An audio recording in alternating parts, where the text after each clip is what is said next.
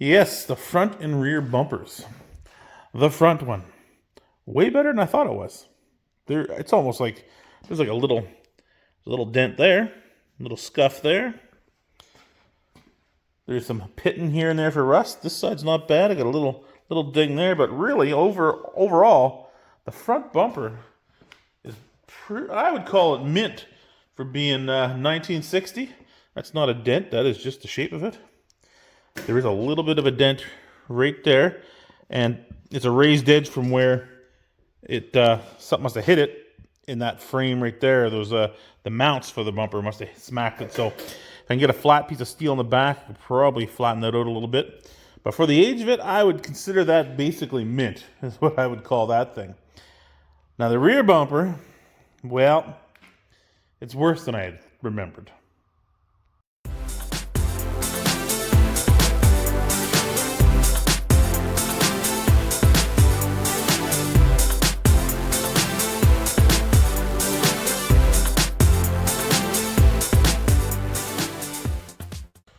She got some definite descaling here of the chrome for sure, and it is pitted bad. And these bolts, you can see this has been they're sucked in and pulled down. And remember, this was actually the main mount for the trailer hitch. That's part of it still in the car. I may put it on there just for giggles, but this has an installed trailer hitch on this thing. But you can see it's all turning green here.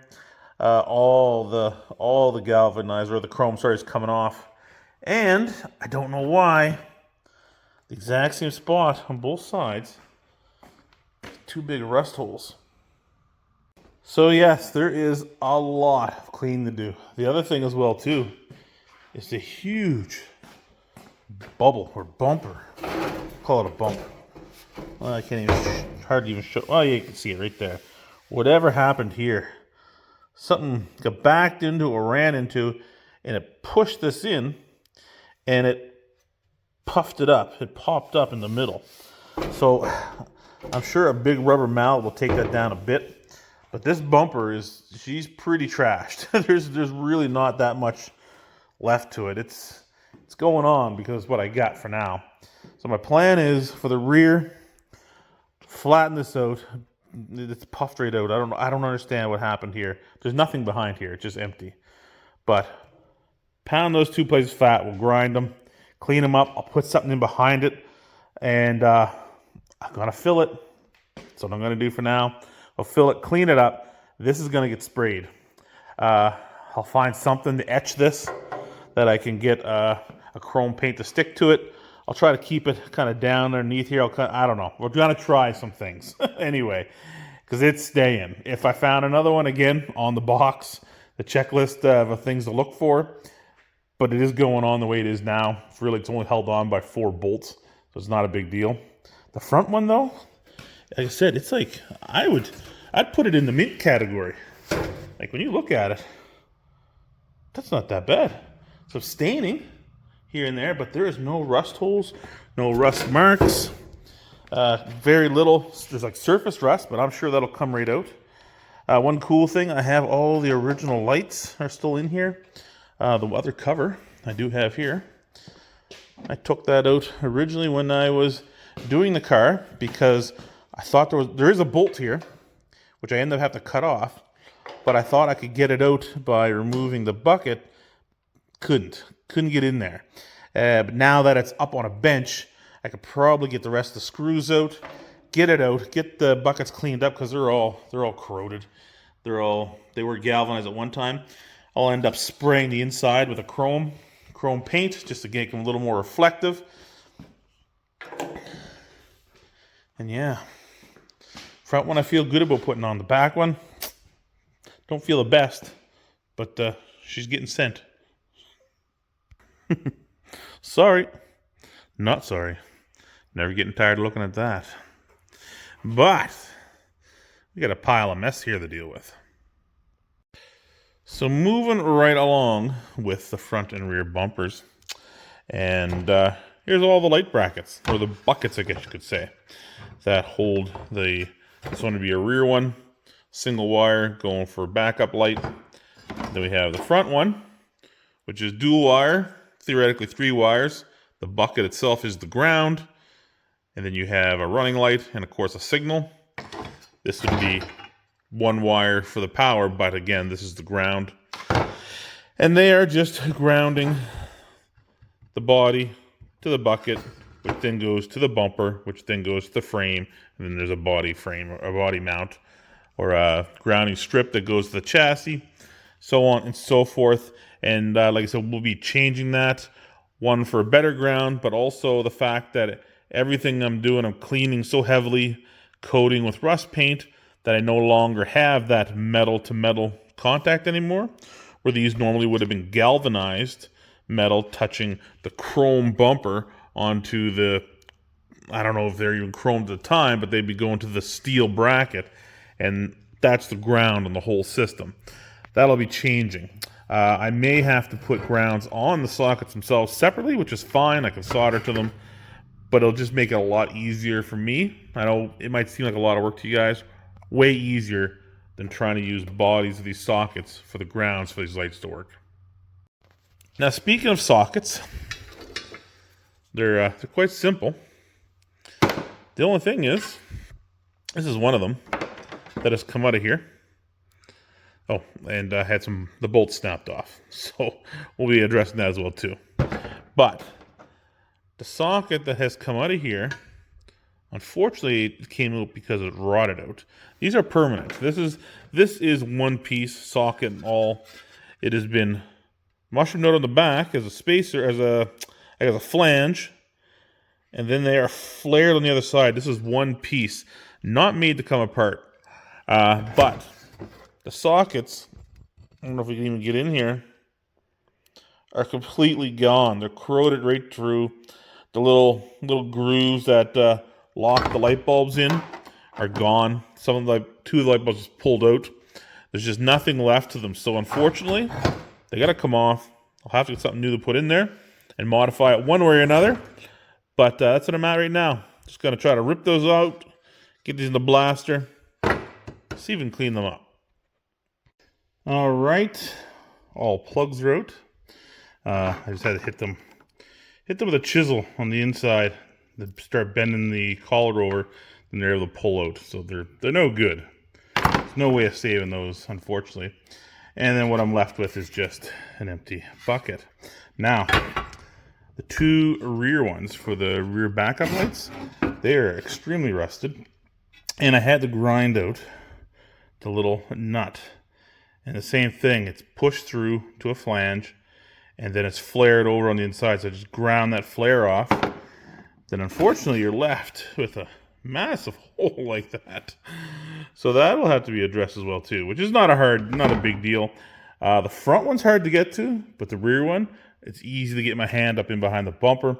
I'll put these together, and I'll end up just using some nuts, 1/4-inch nuts and bolts. Not a, what do you call that? A carriage bolt, sorry. We'll get a carriage bolt under here. It'll be nice and flush, because you do kind of see that underneath there. You could technically see it. But we'll get some stainless steel carriage bolts. We sell a lot at work, so I'll bring some home. And that'll sit in there right nice and flush, make a nice smooth surface, and it's nice and shiny. Put a bolt on the other side, and that'll end up holding them together good.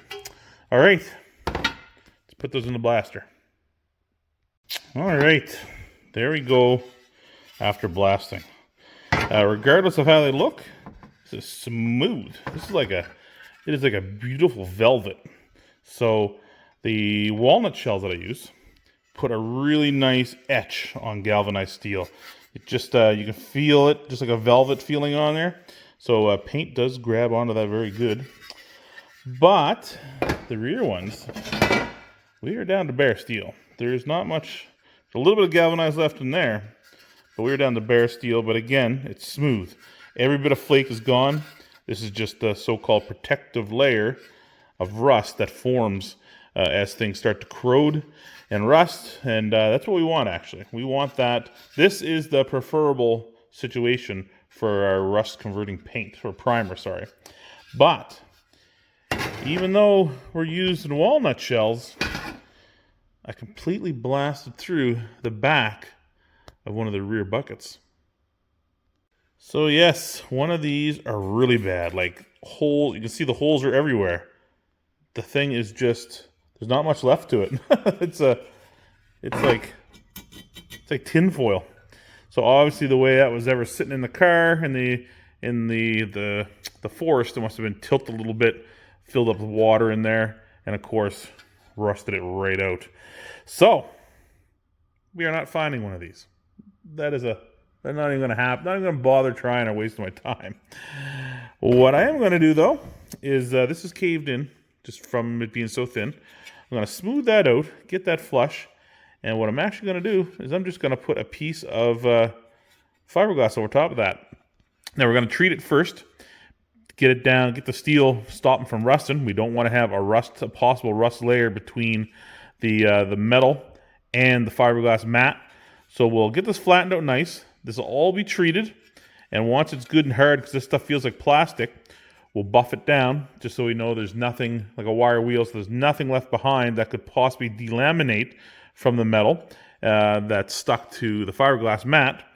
And then we'll just sand it up a little bit, clean up a little bit inside, spray her shiny silver, and call her done. All right, it has been 24 hours, and there we go. They are coated, and again, just feels like that plastic, kind of satin plastic finish. So they are all complete and dry. This is the one with all the holes in it. So what I'm going to do next, I'm going to mix up a little bit of fiberglass resin. We're going to put a piece of mat right over top of this, down the side a bit, because there is, you see here, you can see there's more holes than you think. Yeah, there you go. Other than that one back there, all those little holes need to be covered up. So we'll just put a piece of mat right across it all. We'll end up boring that out. We'll clean that out when it's done. But that'll just help keep it a little bit. So now, I'm just going to take a little wire brush and buff over this to make sure that there's nothing flaky. Sometimes the rust coat, if there's a little bit of galvanized or clean metal underneath of it, the rust paint doesn't stick. Remember, it's not meant to be on bare, shiny metal. It needs to have a bit of a surface to it. So we'll just run a little wire brush over that quick and take off what I can now that the rust has transformed and the paint has done its stuff. And we'll get her done up. All right, so it's a little chilly in the shop here. It's barely 14 degrees. So I got the piece. I got it fiberglassed. Get it outside here. Trying to cure up, because it is, as I said, it's not real warm. So we got it laid down pretty good. The squeaky door. So we got it laid down pretty good here, nice and smooth, no bubbles. So we're gonna leave that here in the little bit of sun there is. But while we're waiting for that to cure, time to start seeing how shiny we can make these. Alrighty, so polishing the bumper, painting some chrome on these, going back and forth a little bit there. And here we are. It doesn't look too bad at all. Got a couple layers of chrome paint in there. Still a little bit soft, but you know what? That's going to work. That's going to be good enough. Fully treated, so I don't have to worry about rust bleeding through. A little bit of shine, help project some of that light back out.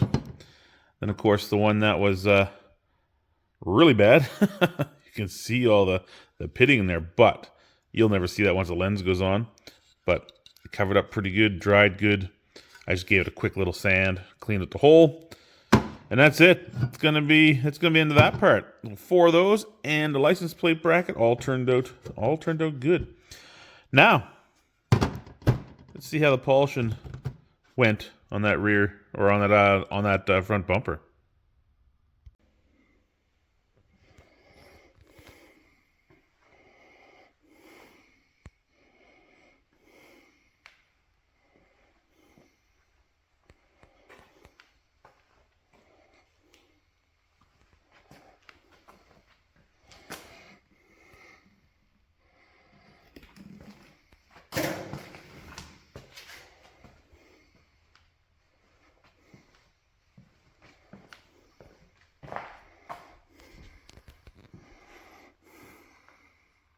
Well, man, she's shiny. She is shiny. Now, there are still some scuffs here and there in her. And every one of these, I guess, is a story somewhere. There's a ding, something hit here, someone hit something there, there's a hit there, little tiny dings everywhere around this bumper, little ones on all the corners, one there. Every little ding there is a corner where someone backed up, got a little close, monkeying around, and something's happened. But that turned out good. Now, this was not a bit of work, not a lot. This is just my first go. This is just stripping the surface. I haven't really done a polish yet, I guess you could say. Though I don't know how much better I really need it for the car, for what she is. But I remember I had a polish somewheres. So when digging through some boxes, I don't know where I ever got it or whatever, but it's called, I think it's called Blue Magic. And it is like a bluey stuff. It is that color right there. It's like a light blue called Blue Magic. I don't know where I ever got it from. It looks like it's ancient. So I don't know. Takes off oxidization and tarnish off of chrome and shiny metals, which is exactly what I need to do. I wiped it down. I used brake clean to try to get rid of any spots of tar or anything that might be on there. And then this.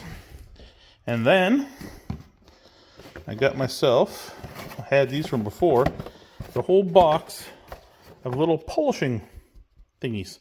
I bought it one time to use a hard one, but it comes with every different, all these different colors, then a finishing one. And this is just the one I used. It's the stiffest one, and I thought that would be the best to cut through the grime, and it sure did do a good job. It shined her up real good, real nice. And it's smooth like glass, like a baby's butt. There is some paint on here. On the top here, from the years, I got a blob of paint there that it's gone now. Oops, sorry, there you are. It's gone now, but look what it's done. There's nothing there that you can physically feel, but there was a blob of red paint on there from whenever, dark red, and it has etched the metal or stained the metal. Oh, there's another blob I missed altogether. This paint here. So I've never had these bumpers anywhere near me doing the red, so that's something from before. And I took it out, when I scraped it off, it's actually etched the metal underneath. And there's some more here, little spots here and there around there. But overall, what you're gonna see, look at that. That's what you're gonna see on the back of the car. All that is underneath the front. This is the front bumper. All that's underneath, you're not gonna see that. The top side, that's where you're going to be. Now, when I get in here, you can see all the little tiny scrapes and scratches. And I'm not going to go too crazy with the polishing, but I am going to look for a better polish. And this is what I want to try to get rid of. You can't feel it, but you can see it. And I've never really polished steel before to a fine polish. So just to try it to see if I can do it will be fun.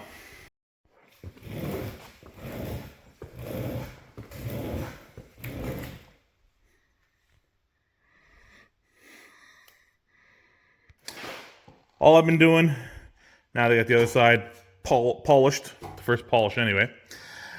On the back side here, prepping it to go on the car. Now, on the back side here, the entire top edge where you see this little cavity that goes along was complete rust, the whole thing. And it had bled down into the rest of this pretty bad. So I cleaned off all the bled out rusty water.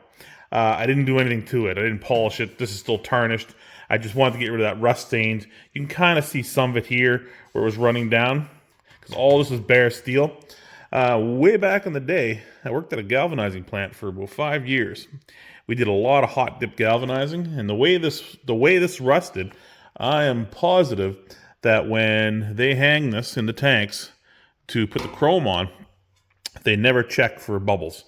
This would be completely up the other way, so like this, and the bubble just stayed in there, and nothing ever actually adhered to it. No electroplating or anything had happened, and it was just bare steel. So I had to get a scraper, got a grinder, ground that out, dusted it off. There was a bunch of tar and stuff stuck in behind her as well too. And I just got the second coat of rust primer down and done. Well, time to get on to the rear bumper for the 64. So yes, rear bumper time. Now, this thing has had a rough life. Between the big dents and stuff that are in this thing, it's been chewed on. I don't know if this is original, but it looks like it's been cut out in 2 places. There's nothing in the back for that. Maybe it was a rear exhaust. At the time, were an option for dual rear exhaust, and that's what these are for. But you know, there's so much room in the back of the car, I can't see why they'd cut them out. But our biggest issue, other than the rust, is 2 holes, rust holes on each side, and it's pretty evident of why they are there. Now, before I start, I am going to get some lube or some penetrating oil on these 2 bolts here. I'm going to try to save those because they are mint. We're talking mint. Still like brand new, not even barely a tarnish mark on them. So it's 2 bolts I don't have to buy. I'm going to try to get those off good. The ones in the end here are just regular nuts and bolts. I'll probably end up cutting that off. I don't even know if these are going to move. We got to get this bracket off. One, we got to clean it up. One, we want to get the rust underneath of it. The large dents here, we'll try to push them down. That side's not bad. This side's pretty rough here. And of course, the exact same thing as the other one. You didn't get to see it because I did it ahead time, but you can see it's a big bubble that was probably in here during the dipping process that was never fully coated. So up and top has rusted out. We do have the bucket here for the rear license plate light, which I didn't even know was in there. But it is packed with gravel. So we'll try to get that in one piece, mainly because of the lens. It's got the original lens on there. Some brackets that were holding the trailer hitch on. Little screws here for the license plates and whatnot. But the biggest thing are the holes that are down in there. So yeah, I'll say a flaw with the 64 Chrysler rear bumper. Of course, you can see there's tar and tire pieces here. That is right in line with the rear tire. This is the top of the bumper. So I would assume that this pocket just filled up with dirt and debris, wetness and whatnot, and it's rotted out on both sides right down here in the pocket. And it's a hard spot to get to. So, plan today. Get the parts off, we'll get these blasted, get them painted, get them treated, I should say, first. Scrape everything out we can back here. And then we'll get outside with the die grinder and we're going to remove that cancer. So, got the fiberglass and the mat laid down in there nice. And it is stuck. I cannot pick an edge, which is perfect. I went through with the wire brush and I brushed it as best I could and scraped it just to make sure that there was absolutely nothing that could be flaking off. So I laid that in and I let it sit. And here we go. We have 2 plugs that are smooth, pretty smooth. You can still feel there's a bump there. It's actually out a little bit too far, but then this has a hollow. And on this side, I could not get my finger down in the very, very corner. Now, there's a little bit of strand that's not wet on this side, but it is wet behind it. So that's good. And it has just a little bit of a low spot, hollow right here. But that's good. That's what I wanted. I put tape across that to hold it. Now, the next step, I'm just going to do a quick fill on these 2 holes. A few people are mentioning about the opportunity to put rear backup lights in here. Well, it's not a terrible idea. Remember, though, there's like almost no space at all behind those for where those brackets are. That's why these rotted out, because that's the tight spot. But I'm going to fill them for now. Remember, this is temporary. This is just to kind of look okay. We just want this back bumper to look okay for now until I find something better down the road. But yes, now I'm just going to fill those, let that flash up, sand it, and then we're going to go over the entire bumper here. We're going to sand the whole thing and try to get this as smooth as we can. I can still feel just a little bit of roughness, but again, it's just the pits and stuff from the rust coming through the chrome. So we'll sand the whole thing. I'm going to start off at 80 to really scuff that up, and then we'll go into probably 120, 220, and then we'll start seeing if we need to use a skim coat of body fill or spot putty to fix those little dings and those little pits. And we'll go from there, and this is just an experiment. Don't know if I can save this or not, but again, we're going to make it okay. Alrighty. Cured up really good. So now it's just going to be a bunch of sanding. So we'll see how long it takes. If I don't come back, it'll be more tomorrow, but I think it will. At least this is just going to be the first go, and what I'm going to concentrate is on all the flat surfaces, going, like I said, from 80, 120, 220, 300, just work my way down until I can get that with the DA sander and get it down as smooth as I can.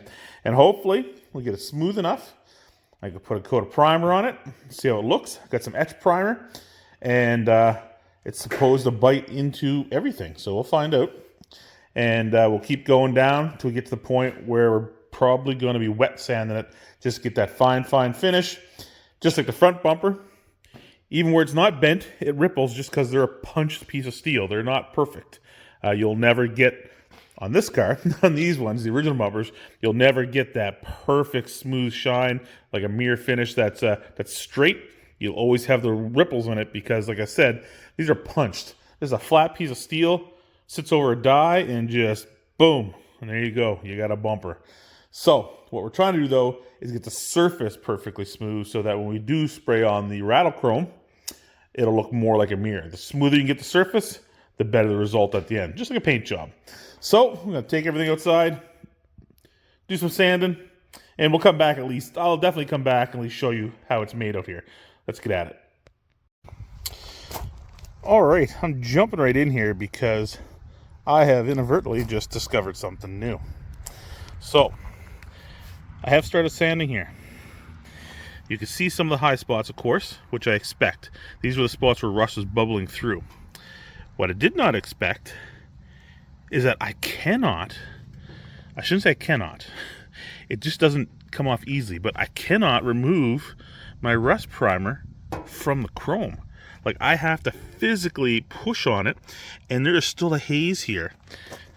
And I'm using 60 grit. That's what I'm on. I'm on a 60 grit paper. Absolutely nothing sticking to the disc itself, because the primer, my rust check rust primer, has like fused or etched right to the chrome. Now this is excellent. I like that idea. The only part I don't like about it is I got a little bit of overspray over the edge, and I never anticipated it being that strong.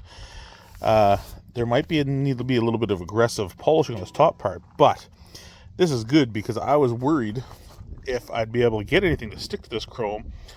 But yes, rust check rust paint has etched itself into the chrome layer itself, and I can't even scratch it off.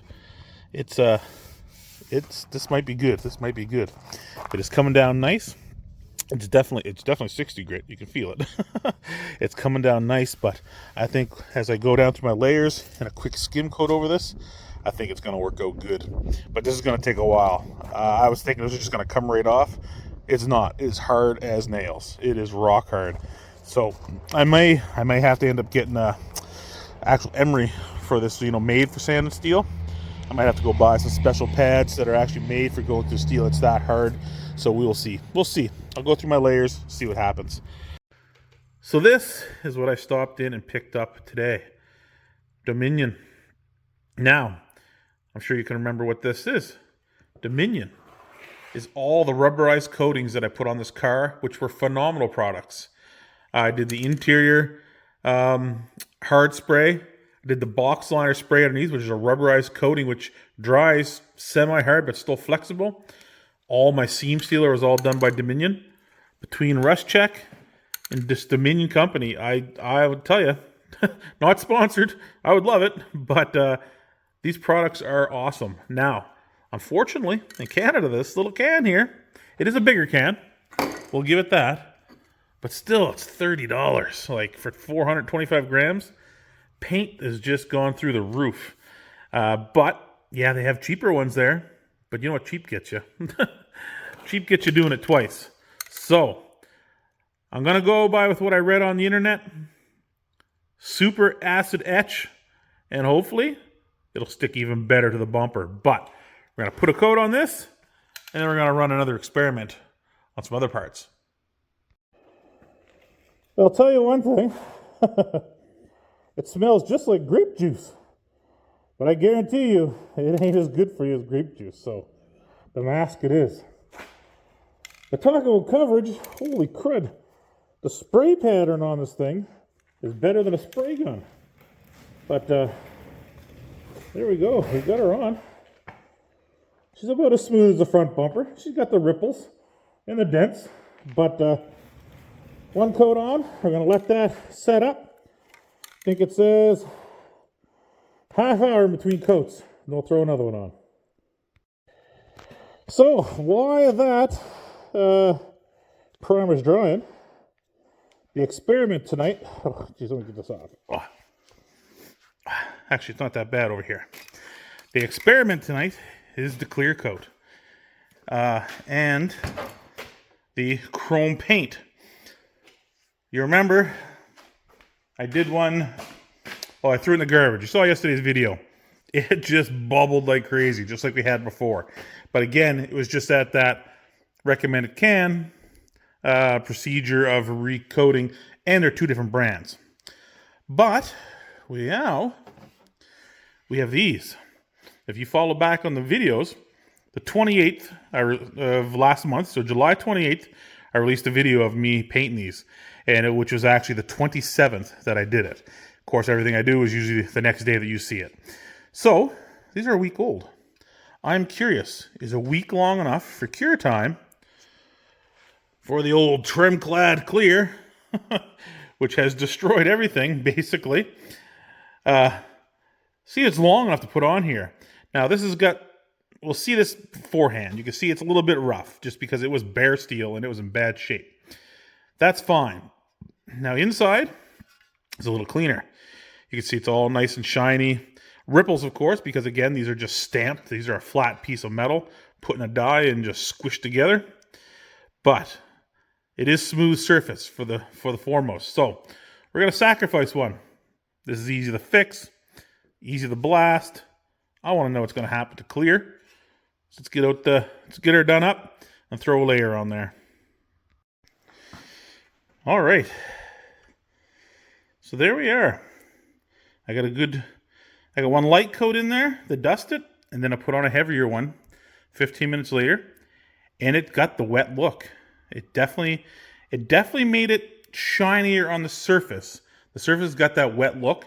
It didn't bubble up at all. It didn't flake. It didn't wrinkle. Nothing. So a week is definitely enough time.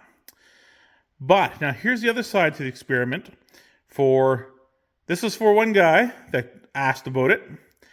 Now for the other guy that mentioned that he didn't have much luck clear coating chrome paint. In the past, he's found that they've yellowed. Well, I'll tell you what.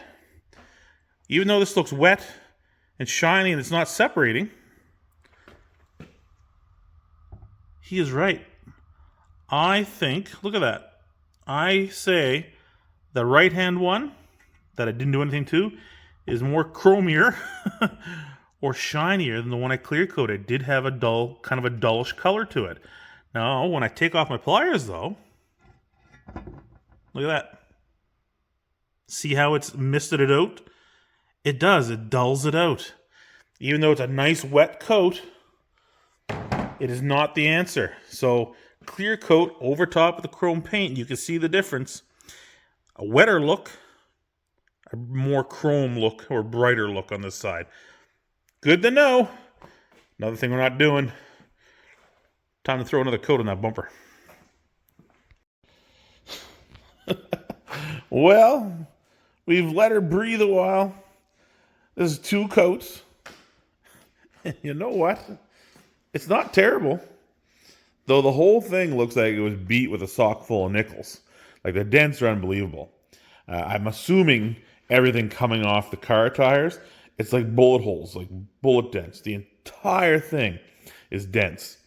So there's nothing I could do about that. Nothing realistic I could do about that. But you know what? That actually has turned out pretty darn good. That's not bad at all. Not bad at all. Now I'm going to put one more coat on this thing, a 3rd coat. A nice heavy one. No runs, hopefully. There's not a run in it yet. After 2, we'll put a nice 3rd coat on here. And we'll call it done.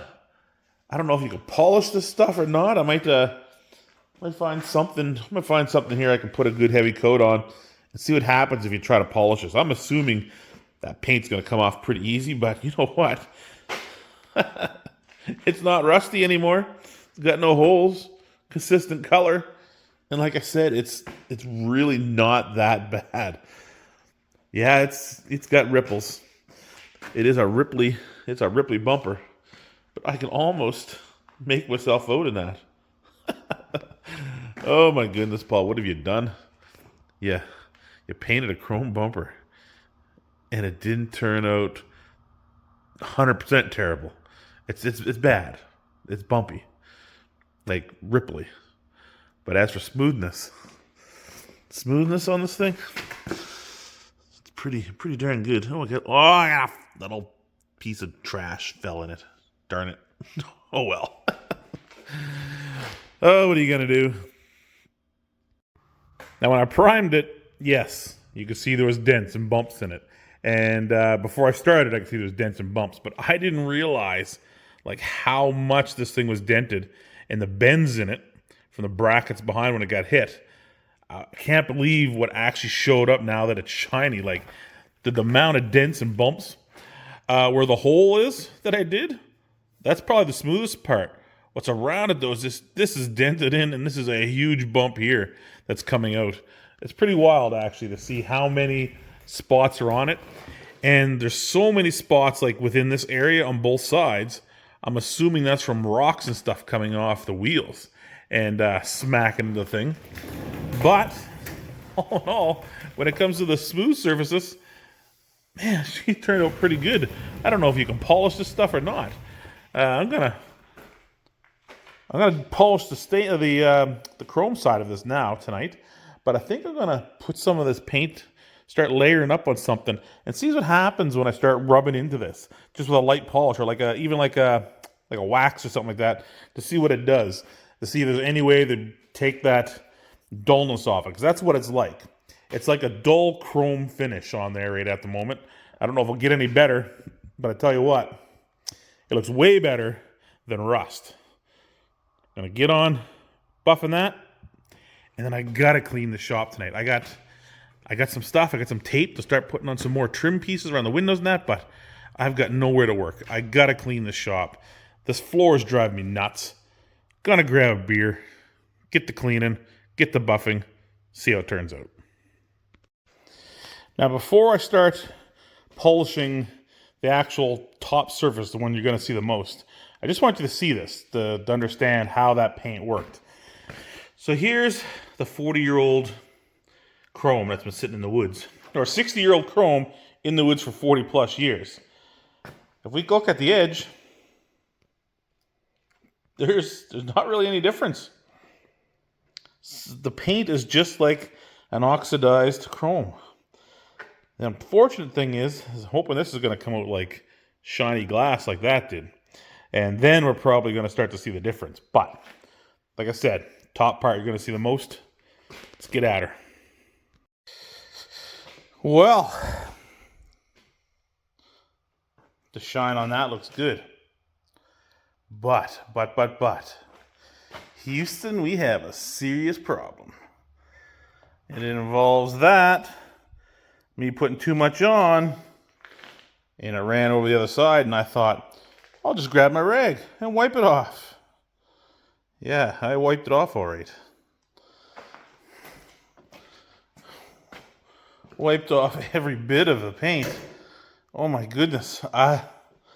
It was like a run, so I went to wipe it, and as I wiped it, it was better than paint stripper. Now, I know I was playing a dangerous game of buffing that edge before this sat for a few days, but I did good. I did good the whole way along, and just one little run went over. And I tried to wipe it, and it smudged it. So I tried to wipe it more until you see all of that whole area. Now, I gotta paint it again. I'm gonna be smart about it though. I didn't tape this edge, but I'm gonna tape the edge now, and I'll repaint this again. But because of that stuff there, I noticed actually all of it. It's kind of spitting off the brush. I've got little spots kind of everywhere on the edge here. Dumb move. Dumb move. So I'm washing it down with the Surface Prep here. Bug and tire remover, grease and tire remover for painting cars. I'm rubbing it down. I got it done once.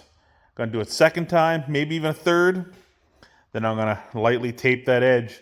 And unfortunately, gonna have to start layering on the chrome again. But I'll do that while I'm cleaning as well. Man. Play stupid games, get stupid prizes. There we are. We're relatively clean. We're clean enough that my brain will function. I have space where I can set things, like my drink. Though I decided to go for a Mike's tonight, not a beer. But bench are clean, things are put away, batteries are charging. Floor is swept, not vacuumed, a lot of dust here. And the bumper, well, we're back to where we want started, and we're good. We got a polished side, got 2 more coats back on here, and it's done. It's done. It's where it's going to be.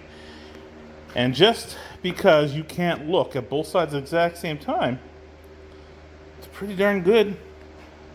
Yes, of course, we get in the light, turns silver, and there's that little bit of washed out yellowish kind of color. But you know what?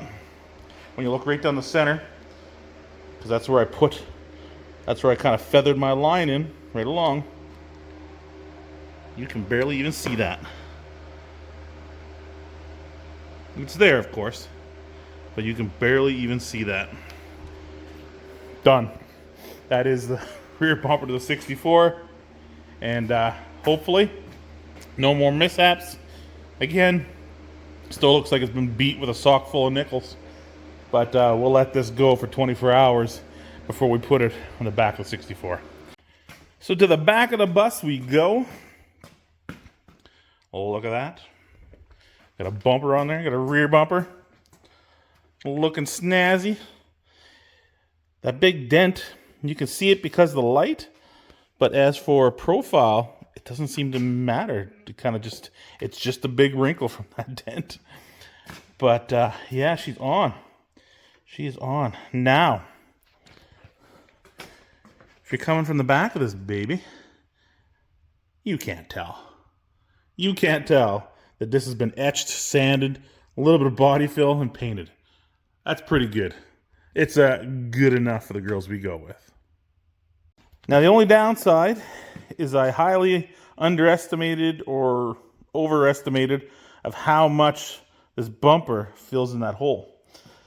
My mind was telling me that it completely filled it, which it obviously does not. Now, one thing I noticed doing this, though, is over here. Look at this side. The bumper has a twist in it. This side here is perfectly level down the car. This side is not. You can see how the tip points down. So I'm just gonna, I don't know where it's bent. I don't know if it's bent in the back of the car from being hit. The brackets both look the same, so I think it's actually the metal of the back shell of the car that's bent. So I'm just gonna get a jack under there and I'm just gonna crank that up slowly, making sure I don't touch anything, and see what happens. We're gonna leave this for now. I started jacking this up, but can you guys guess what was happening or what had happened? Well, yeah, I lifted the whole car right off my stands and it slipped on the front one a little bit because I wasn't paying attention. I was only watching for the end of this to bend. But back in the day, they had bumper jacks, the big death jack, if you guys remember. And one of the viewers mentioned that's probably why that cutout was there, and I think he's 100% correct. But yes, they lifted the whole back of the car up by the bumper, and me thinking that I was going to just nicely twist it with a jack. No, it just lifts the car up. Yes, it did start to bend some, but the thing's rigid, I tell you. It lifted her up. So we're going to leave that until this is on the ground. Once it's on the ground, I'll do the same thing, but I can like get in the trunk and bounce, or I can at least bounce it on the jack and try to get it to go down. But there she is. Another big part on the 64. Now I have been slacking a bit. Like 3 times I'd mentioned that I'm going to the store to find lights. Yeah, they are on Amazon. There's a million different sizes. So they're not going to hold in the way I want, but I'm going to have to make do with something so I can definitely figure something out. But yeah, that's my next step. Find the sockets I need for the lights. Get the front ones hooked up, make sure they're working. The rear, we got to get a harness made. Once I have all my light buckets and my pigtails coming to the back, we'll jump onto the light harness, make that up, making sure that when we turn the dash lights on, high beams, low beams, brake lights, everything is working back here. But that's all I got for you. I now have probably an hour and a half of whippersnipping to do. It's a little overcast, which is good. I'm not going to cook and bake. I'll be thirsty. But we got 28 over there and 6 in there. Well, not in there, in there. And I'm pretty sure that'll be enough to keep me hydrated. Anyway, love y'all. Catch you again later.